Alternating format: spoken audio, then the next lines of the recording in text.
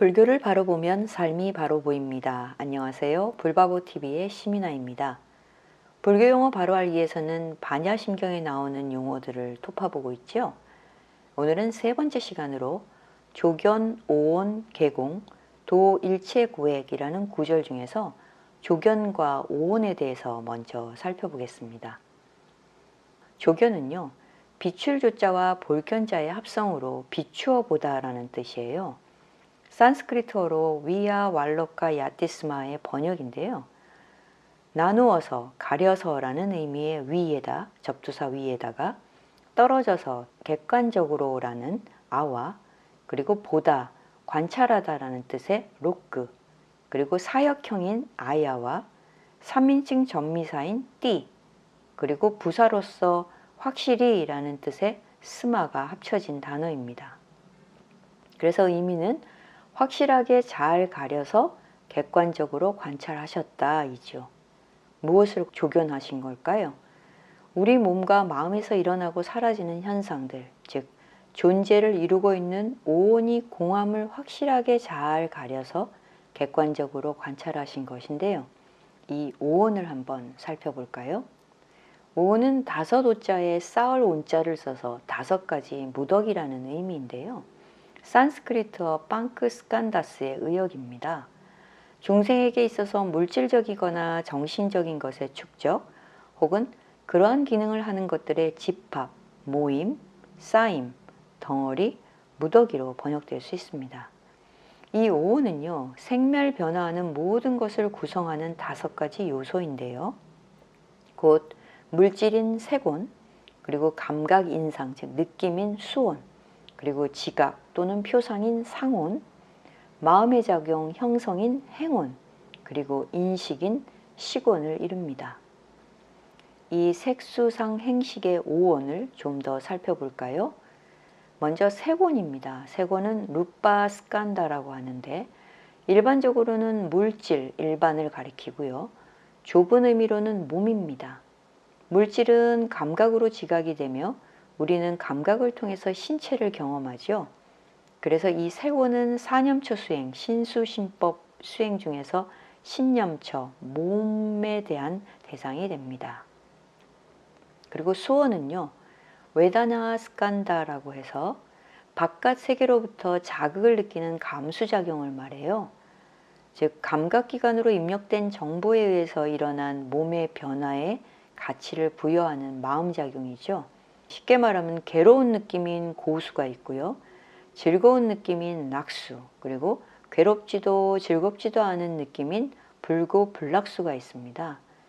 근데 이 수호는 그 자체가 번뇌는 아니지만 이것을 바탕으로 해서 번뇌가 일어난다고 보죠. 그래서 좋은 느낌은 계속 누리고 싶고 유지하고 싶은 탐욕심이 있어요. 그래서 이 탐욕심 밑에는 바로 락수가 깔려 있는 거죠. 즐거운 느낌이요. 그 다음에 싫은 느낌은 거부하고 싶고 피하고 싶은 진해심, 성냄이 있어요. 그래서 진해심 밑에는 고수, 괴로운 느낌이 깔려 있는 거죠.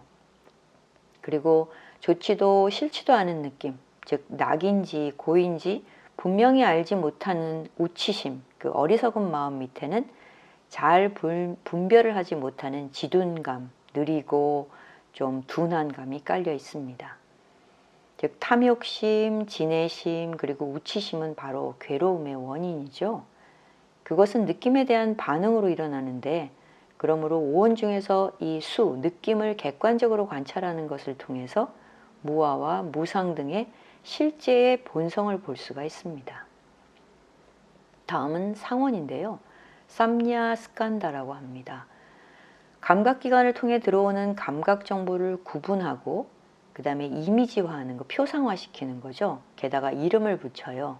그래서 개념화하고 분류해서 뭐뭇이다 라고 판단하는 지각작용을 말합니다.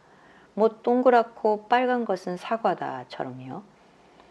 근데 이 언어는 이 지각, 즉 이미지하고 밀접한 관련이 있어요. 지각은 어떤 사물을 구별하는 거지만 이를 언어적 개념이 형성되어서 유사한 사물을 뭉뚱그려서 동일시하는 기능이 좀 있기 때문에 실제를 있는 그대로 보는 것에 장애가 됩니다. 그래서 이 상, 이미지를 버려야 하는 이유이죠. 다음은 행운입니다. 행운은 삼스카라 스칸다인데요. 의지, 의도에 의한 탐욕, 갈망 정도가 되겠죠. 그 다음에 진해, 혐오나 증오 등의 어떤 반응작용들인데요. 무엇인가를 실현하려고 어떻게 하고자 의도하는 어떤 형성작용으로서 마음을 추동해서 선업이나 악업을 짓게 하는 마음작용들을 말합니다. 인연 화합하면서 의지를 담고 일어나는 마음작용들로 요약될 수 있는데요. 좁은 의미의 신구의 삼업이 바로 행운에 해당됩니다. 근데 업력에 의해서 그냥 수동적인 삶을 반야의 힘으로 깨어서 능동적 의지대로 살아가도록 하는 수행이 필요해지는 이유이기도 합니다. 그리고 시고는요, 비지나야 스칸다라고 해서 대상을 구별하여 인식하는 작용입니다. 본래 의미는 모든 마음작용의 기초가 되는 인식작용이지만 그 외에 인식하는 주체로서의 마음이라는 의미로 사용되기도 합니다. 보통 감각기관 있잖아요. 육근이라고 하는 눈, 귀, 코, 혀, 몸 뜻이요. 거기에다가 대상이 되는 색, 소리, 향기, 맛, 촉감, 법을 조건으로 하여 발생하고 그 대상을 아는 작용이지요.